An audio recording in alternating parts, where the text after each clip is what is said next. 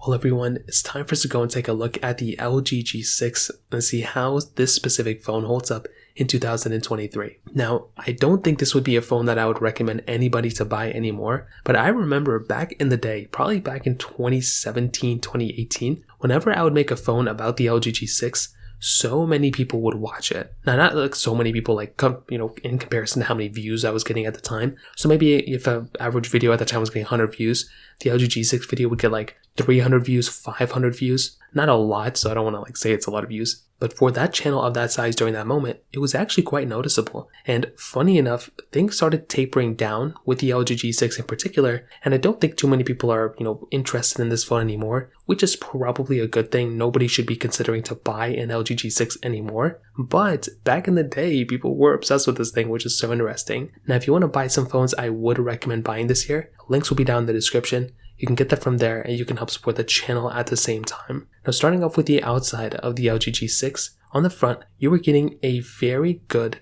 5.7-inch IPS LCD panel. Now, this was a really good panel during that moment. The main reason for that was because LG kept the 1440p displays on these types of phones, which was awesome, and they looked very good. Now, there was also not a notch on this thing too, which I actually preferred. With the G8, they kept a notch, and I don't even know why they did that. The G6, they didn't do that, and that was something that was really nice. You were getting this kind of not futuristic design, but for a 2017 device that came out early 2017, this was a really, I would say, good change up. It looked kind of like the LG G2, which I loved a ton. On top of that, 2017 was full of amazing phones. We had the Galaxy S8, we had the iPhone 10, we had the Note 8, we had a OnePlus phone too. So this was a solid year of phones, and I was really happy when LG made this phone because it looked pretty good. Now on the bottom, we had our USB Type-C port, which was awesome, but we were also getting a microSD card slot on this type of device as well. And that kind of stuff is so beautiful, and I love having microSD card slots on devices. There were actually a lot of phones in 2017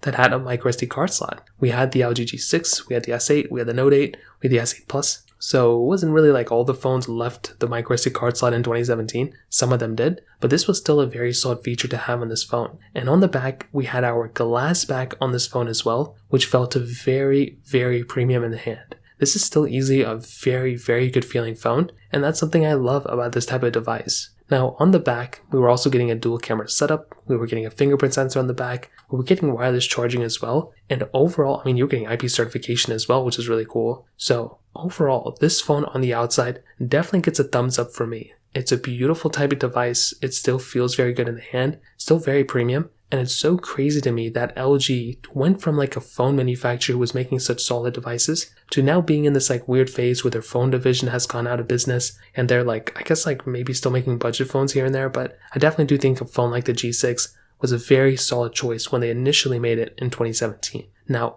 on the camera side, this was honestly another interesting thing. So they put a 13 megapixel standard camera and then a 13 megapixel ultra-wide camera on the G6. And on the front, you had a 5 megapixel camera as well. The craziest thing though, which is very interesting, back then in 2017, almost all camera manufacturers, at least all the smartphone camera manufacturers, were only putting either a standard camera or a wide angle camera on the back and then a telephoto lens. And this was in 2017. Things started switching up in 2018 and 2019, but most phone manufacturers were not adding an ultra-wide camera on their phone. The Pixels only had single cameras. The iPhones only had telephoto lens at this moment. The Samsung Galaxies had a single camera or a telephoto lens, including the Notes. So this one, by having that ultra-wide camera, was a very nice touch, and I loved seeing that. Ultra-wide cameras I prefer probably more than telephoto lenses. So having a phone like this at that time was honestly something that was really cool. And this phone though, I will tell you, the camera quality nowadays really isn't amazing. You can film 4K videos, which is really nice, but it's 4K at 30. 1080p on the front though, which is actually not that bad for a 2017 device. But overall, this is a pretty average camera nowadays.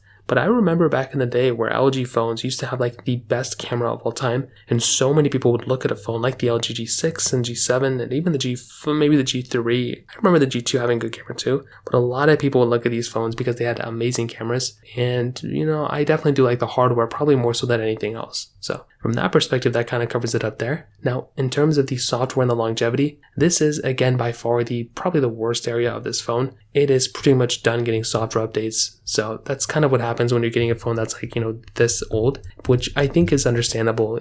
Not every phone is going to last forever. So with a device like this, you are pretty much stuck in the past. This is a phone that's not going to be getting any more software updates. It's not supported anymore. You might be lucky and find some like custom ROM available for this thing, but even that I probably wouldn't even recommend doing. Like there's really no point in doing something like that. You are much better off buying a phone that is still currently supported. So phones like Samsung Galaxy S21, Galaxy S22, an iPhone 13, iPhone 11, those types of phones, even like a Google Pixel 6 or a Google Pixel 5, those phones are going to be giving you a much better experience than something like the LG G6. So take it as you will, but that kind of covers it up in the software standpoint. Now on the performance side of things, this device has that Qualcomm Snapdragon 821 chipset inside with 4 GB of RAM. Now, the thing about the LG G6 is that the performance of this thing really wasn't that bad. And that's something that when you're getting a phone like the LG G6, it's kind of interesting. It's not a bad performing phone. The software of the LG G6 during that time